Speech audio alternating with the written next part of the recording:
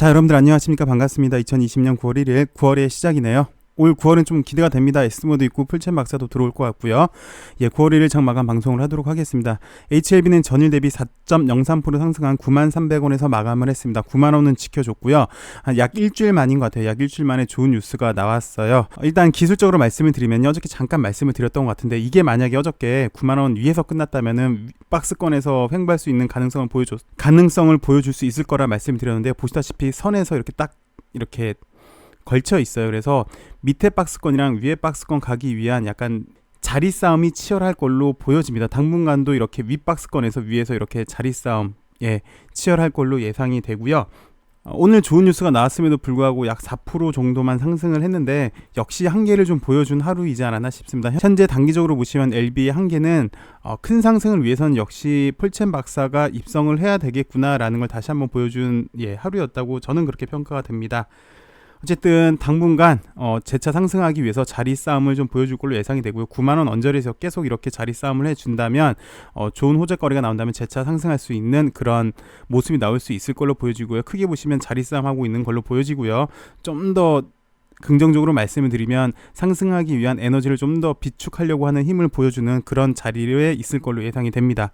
그 다음 오늘 시장을 보시면요, 코스닥 시장도 그렇고 코스피 시장도 그렇고 시장은 상당히 양호합니다. 근데 양호한데 종목별로 살펴보시면 오늘 그다지 그렇게 눈에 띄는 종목이 없었던 것 같아요. 바이오, 2차전지, 언택트, 그 다음에 신재생까지 특별하게 상승했던 종목은 없었던 것 같아요. 삼성그룹주가 이재용 부회장이 불구속 기소된다는 얘기 때문에 약간 좋았던 모습, 그리고 자동차 관련주 몇몇 종목들이 좀 좋았던 모습 빼놓고는 특별하게 그렇게 눈에 띄는 종목은 없었는데, 시장 자체는 일단 양호하게 잘 이끌어주고 있다는 모습이 긍정적으로 보여지고 있고요. 재차 이제 상승이 나온다면 그때 다시 한번 주도주가 나올 것 같습니다. 그 주도주가 여태까지 매일 말씀드렸던 바이오, 2차전지, 언택트, 신재생 이렇게 4개가 될지, 아니면 순환매로 이렇게 올라갈지, 아니면 한 업종에만 쏠려서 올라갈지는 봐야 되겠지만, 어찌됐건 시장 자체는 좋은데 그 중간 오늘 지수는 좋았지만 특별하게 종목별로 그렇게 썩 좋았던 종목은 그렇게 눈에 띄지가 않는 하루였고요. 다시 한번 HLB를 살펴보도록 할게요. LB가 오늘 좋은 뉴스를 보내줬어요. 일단 이 뉴스부터 살펴보도록 하겠습니다. LB그룹이 메디포럼 제약을 인수하기로 결정을 했다. 그래서 통합형 제약사의 도약이 될 것으로 보인다라는 뉴스인데, 메디포럼 제약 인수가 어떤 영향을 줄지 한번 살펴보도록 하죠. HLB와 HLB생명과학이 메디포럼 제약의 CB 및 제3자 배정 유상증자 참여를 통해 메디포럼 제약의 최대 주주가 된다. 오늘 나온 전자공시에 따르면 L생은 140억 규모의 메디포럼 제약의 제3자 배정 유상증자에 참여해서 최대 주주, 약 지분이 17.2% 정도가 되네요. 그리고 LB는 시비를 100억 원을 취득해 지분을 확보한다. 그리고 여기는 안 나왔지만 진양곤 회장도 80억 어치 시비를 획득을 했죠. 그것도 잠시 후 보여드릴 거고요. 그럼 과연 L생, LB, 진 회장이 이렇게 참여한 이유는 뭐냐? 메디포럼 제약의 인수는 글로벌 바이오 제약사로 성장하기 위한 전략적 판단으로 보여진다. 이미 글로벌 항암 신약으로 그대를 모으고 있는 리보세라님이 본격 상업화될 경우, 아직은 아니죠. 본격 상업화될 경우 초기에는 CMO를 통해서 생산할 것이지만 향후 수익성 확대를 위해 계열사 내에서 자체 생산할 것이라는 전망이 힘이 실린다. 그래서 원래는 작년 인터뷰 때 그랬습니다. L생 유상증자를 했잖아요. L생 유상증자할 때 제조시설 때문에 유상증자를 했어요. 그 당시 때 얘기하길 M&A를 하겠다라고 얘기를 했었고, 좀 더 지나서는 M&A를 찾아봤는데 썩 좋은 회사를 그렇게 찾아보지 못했다. 그래서 공장 직접 건설 쪽으로 얘기를 했는데, 오늘 나온 뉴스를 보니까 이렇게 L생의 자회사로 편입이 된 것 같습니다. L생이 제약사 인수를 꾸준히 추진해 왔음을 고려하면 이번 메디포럼 제약 인수는 LB그룹이 글로벌 제약 바이오 기업으로 성장하기 위한 중요한 전략적 한 수라는 평가가 나오고 있다. LB는 자회사 L생과 미국의 엘레바, 이미누미 테라피틱스, 그리고 HLB셀 관계회사 단디바이오를 통해 파이프라인과 글로벌 네트워크를 보유하고 있다. 다 좋은데 제약 설비는 여태까지 없었다. 나노젠 정도는 있었죠, 베트남에. 이에 대해 LB 관계자는 리보세라니까 이미누미 테라피틱스의 뇌종양 치료제가 상업화가 임박했다고 내부적으로 판단해서, 핵심 말하고 싶었던 건 이거인 것 같아요. 자, 우리 리보세라님 또 NDA 신청을 할 거고, 연말에 뇌종양 치료제도 상업화를 할 건데 그러면 제약사가 있어야 되지 않을까, 생산 기지가 있어야 되지 않을까.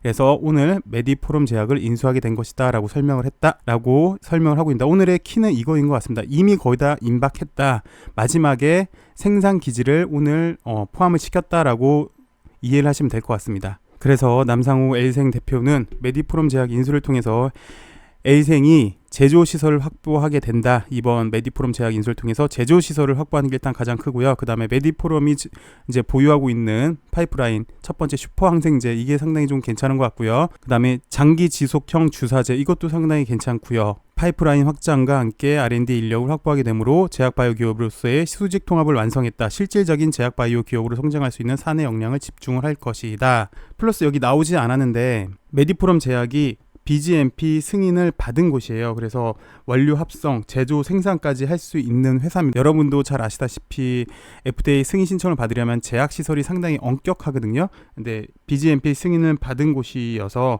L생 자체적으로 원료 합성 그리고 제조, 생산까지 할 수 있는 기틀을 마련했다고 오늘 볼 수가 있는 거죠. 그 다음에 L생 유증 참여와 HLB의 전환사채 투자로 메디포럼 제약의 경영이 본격적으로 정상화되는 계기가 될 것으로 보인다라는 얘기가 나왔는데, 잠깐만 살펴보시면 최근 메디포럼 제약은 경영권 분쟁으로 주가가 지지부진했다. 메디포럼의 최대 주주는 메디포럼의 14.72%를 보유하고 있다. 그러나 이제 법적인 소송 등으로 의결권이 제한이 됐었다라는 경영권 이슈가 있었는데, 이게 무슨 내용인지 한번 잠깐 살펴보도록 하죠. 이 뉴스는 5월 5일 날 나온 뉴스인데요. 메디포럼의 최대 주주는 김찬규 씨입니다. 근데 김찬규 씨가 수사를 받고 있었어요. 자본시장법, 의료법, 외국판법 등의 위반으로 경찰 압수수색을 받았고 기소 의견으로 이제 검찰에 송치된 상태인데, 이러다 보니까 회사를 제대로 경영을 할 수가 없잖아요. 그래서 박재영 현재 메디포럼 대표가 이 당시 때 변호인이었는데 이제 대표로 취임을 하게 됐죠. 그래서 압수수색 소식이 외부에 전해지면 기관 투자가들이 그동안 집행했던 자금 상환을 요구할 것을 이유로 김창규 회장이 대표로 나서지 못하니까 대신 변호사 출신인 박재영 씨가 대표가 됐다라고 현재 이제 여기 원래 대표인 김창규 회장의 주장이고요.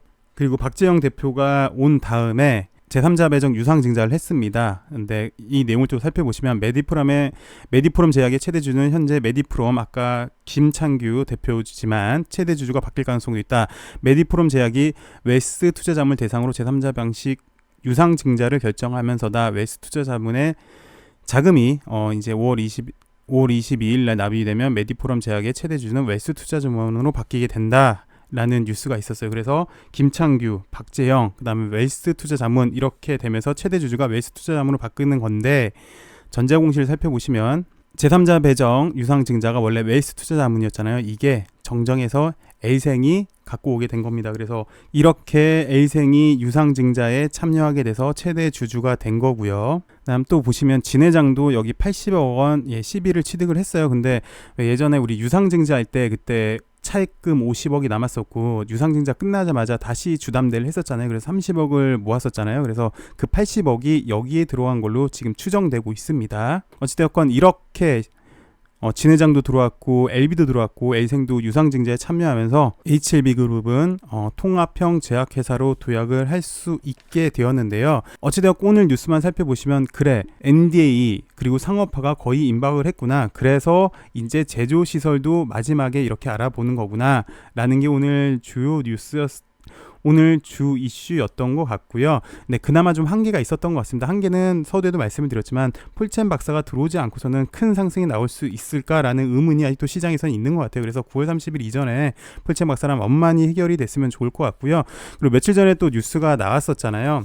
LB는 왜 M&A만 할까? 현재 가장 주력해야 될 NDA 신청에 주력해서 하나씩 넓혀가면 되는데 왜 M&A에 집중을 하느냐라는 뉴스가 나왔는데 그 뉴스가 오늘 거를 염두에 두고 했던 내용이지 않나 개인적으로 생각이 듭니다. 그래서 이렇게 반문하신 분도 꽤 계십니다. 그래, 하나씩 NDA 신청에 준비를 하고 아필리아도 유럽 판매 승인 받고 그 다음에 NDA 신청도 하고 등등 하나씩 절차를 밟아서 가면 되지 왜 문어발식으로 이렇게 학대를 하느냐라고 얘기를 할 수 있는 것 같은데요. 그 답은 오늘 첫 번째인 것 같습니다. NDA가 임박을 했다라고 바꿔서 얘기할 수 있을 것 같고요. 또 두 번째는 회사에서도 좀 얘기를 해줬으면 좋겠어요. 지난번 인터뷰에서는 L생 제조 시설을 직접 건설로 얘기를 했다가 오늘은 인수를 했잖아요. 그래서 인수를 하면서 제조 시설뿐만 아니라 여러 가지 좋은 파이프라인까지 획득을 할 수 있게 됐는데 이렇게 하게 된 구체적인 원인을 최근 보시면 우리 진 회장이 유튜브 방송에 나와서 이렇게 설명을 잘 안 해줬어요. 최근 원래는 한 번씩 회사를 인수를 할 때 이뮤누미 때도 그랬었죠. 인수를 할 때 자세하게 설명을 해줬는데 이번에 메디포럼 제약 인수를 한 배경 그리고 L생 제조 시설은 어떻게 할 거고 앞으로 큰 청사진은 어떤 건지 글쎄 개인적인 생각으로는 폴첸 박사가 이제 들어올 때쯤 돼서 유튜브에 그렇게 좀 설명을 해줬으면 좋겠습니다. 엘리베의 전반적인 상황들에 대해서 NDA는 어떻게 진행을 할 것이며 아필리아는 어떻게 진행되고 있고 폴첸 박사는 이렇게 들어왔고 L생은 어떤 역할을 할 것이고 넥사는 어떤 역할을 할 것이고 메디포럼 제약은 어떤 역할을 할 것이고 그래서 엘비는 어떤 방향을 가지고 있다라는 거를 회사 측에서 좀 더 투자자들한테 쉽게 설명을 해주면 좋을 것 같습니다. 어찌되었건 오늘 크게 보시면 글로벌 바이오 업체로 나가는 데 있어서 제조 시설 기반을 가져왔다는 건 좋은 뉴스로 인식이 됐고요. 결국 하나씩 해서 좋은 약이 세상에 빨리 탄생하기를 기대해 보도록 하겠습니다. 시청해 주셔서 감사하고요. 오늘도 좋은 하루 되시고요. 이번 9월달 좋은 흐름이 이어졌으면 하네요. 시청해 주셔서 감사합니다.